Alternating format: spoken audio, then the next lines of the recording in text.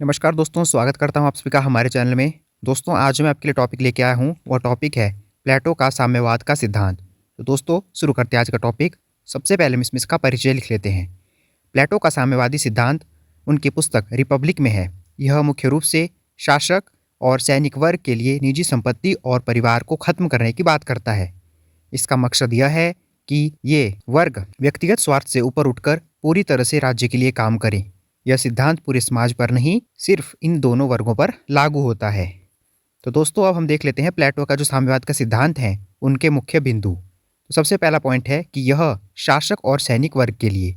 यह सिद्धांत मुख्य रूप से समाज के दो विशिष्ट वर्गों, शासक वर्ग जो कि दार्शनिक राजा और सैनिक वर्ग पर लागू होता है।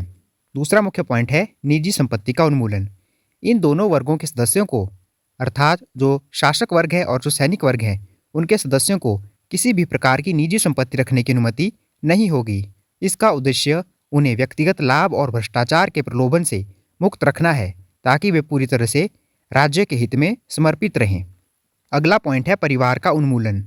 शासक और सैनिक वर्ग के सदस्यों को अपने निजी परिवार बनाने की अनुमति नहीं होगी। बच्चे सामूहिक रूप से पाले जाएंगे और उनका पालन पोषण राज्य की जिम्मेदारी होगी। इसका उद्देश्य वर्ग के सदस्यों के बीच व्यक्तिगत लगाव और पक्षपात को समाप्त करना है। अगला पॉइंट है सामूहिक जीवन। जो शासक वर्ग है और जो सैनिक वर्ग है, उनके सदस्य एक साथ रहेंगे, एक साथ भोजन करेंगे और उनकी बुनियादी आवश्यकताएं राज्य द्वारा पूरी की जाएंगी। अगला पॉइंट है उत्पादक वर्ग के लिए नहीं। तो दोस्तों, यह जो प्लेटो का सिद्धांत है साम्यवाद का, यह केवल शासक वर्ग और सैनिक वर्ग के लिए है। जो उत्पादक वर्ग है समाज का, उसके लिए साम्यवाद का सिद्धांत जो है वह लागू नहीं होता। और जो उत्पादक वर्ग है उसमें किसान, कारीगर, व्यापारी आदि शामिल हैं। इनके ऊपर यह सिद्धांत लागू नहीं होता और इन्हें निजी संपत्ति और परिवार रखने की अनुमति है। अगला पॉइंट है राज्य के प्रति समर्पण। प्लेटो का मानना था कि निजी संपत्ति और पारिवारिक मोह शासक और सैनिक वर्ग को अपने कर्तव्यों से विचलित कर सकते हैं। इसलिए इन बाधाओं को दूर करने के लिए उन्होंने अपने साम्यवाद का सिद्धांत दिया था। अगला पॉइंट है योग्यता पर आधारित शासन। प्लेटो का मानना था कि शासकों का चयन उनकी बुद्धि और दार्शनिक ज्ञान के आधार पर होना चाहिए, न कि संपत्ति या वंश के आधार पर।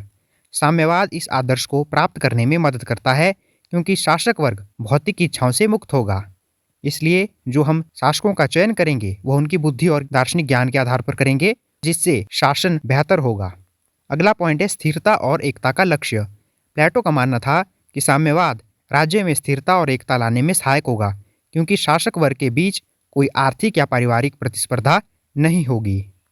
तो दोस्तों, यह थे प्लेटो के साम्यवाद के सिद्धांत के मुख्य बिंदु, जिसमें प्लेटो का मानना था कि यह जो सिद्धांत है वह शासक और सैनिक वर्ग के ऊपर लगेगा। इसमें वह निजी संपत्ति का उन्मूलन का समर्थन करते हैं, इसमें परिवार के उन्मूलन का समर्थन करते हैं और यह मानते हैं कि इससे इन दोनों वर्गों का राज्य के प्रति समर्पण बढ़ेगा। लेकिन ध्यान रखने योग्य बात यह है कि यह जो सिद्धांत है उत्पादक वर्ग के लिए लागू नहीं होता है। तो दोस्तों, अब हम प्लेटो के साम्यवाद के सिद्धांत की आलोचना पढ़ लेते हैं। सबसे पहली आलोचना है मनोवैज्ञानिक आपत्तियां। आलोचकों का तर्क है कि निजी संपत्ति और परिवार की इच्छा मानव स्वभाव का एक अभिन्न अंग है। इन्हें दबाने से व्यक्तियों में असंतोष और घुटन पैदा हो सकती है। संपत्ति प्राप्त करने, उसे बढ़ाने और उसकी रक्षा करने की स्वाभाविक प्रवृत्ति को नजरअंदाज करना अवास्तविक और अवांछनीय है। अगला पॉइंट है अव्यवहारिक। प्लेटो का यह सिद्धांत व्यवहार में लागू करना अत्यंत कठिन है। शासक और सैनिक वर्ग को निजी संपत्ति और पारिवारिक सुख से वंचित करना उनके लिए प्रेरणा के स्रोतों को कम कर देगा।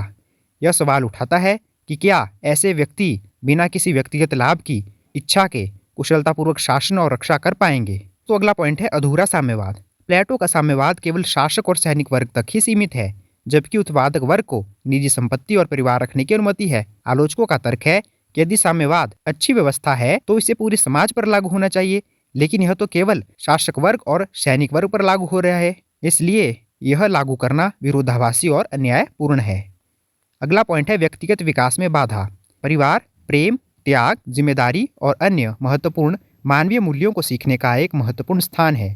परिवार से वंचित रहने से शासक और सैनिक वर्ग इन अनुभवों से वंचित रह जाएंगे, जिससे उनका व्यक्तित्व और भावनात्मक विकास बाधित हो सकता है। इसलिए व्यक्तिगत विकास में बाधा उत्पन्न होगी। यह भी इसकी आलोचना है। अगला पॉइंट है राज्य की एकता पर संदेह। आलोचकों का मानना है कि वर्गों को इस प्रकार अलग करने से राज्य में एकता स्थापित करने के बजाय विभाजन और अविश्वास पैदा हो सकता है। उत्पादक वर्ग, जिसे महत्वपूर्ण आर्थिक गतिविधियों से जोड़ा गया है, राजनीतिक शक्ति से वंचित महसूस कर सकते हैं। और जो शासक वर्ग है और जो सैनिक वर्ग है, उन परिवार से और संपत्ति से दूर करके उनके मनोबल में भी कमी आएगी। दोस्तों, अगला पॉइंट है दान और उदारता का अंत। निजी संपत्ति के अभाव में दान, उदारता और परोपकार जैसे मानवीय गुण विकसित नहीं हो पाएंगे। संपत्ति दूसरों की मदद करने और सामाजिक बंधनों को मजबूत करने का एक माध्यम हो सकती है। तो दोस्तों, इसकी अभी आलोचना की गई है कि अगर शासक वर्ग और सैनिक वर्ग के पास निजी संपत्ति नहीं होगी तो वह दान और उदारता जैसे काम नहीं कर पाएंगे। तो दोस्तों, अब हम इसमें इसका निष्कर्ष लिख लेते हैं। प्लेटो का साम्यवाद एक आदर्शवादी विचारधारा है जिसका लक्ष्य भ्रष्टाचार मुक्त और समर्पित शासक वर्ग बनाना था।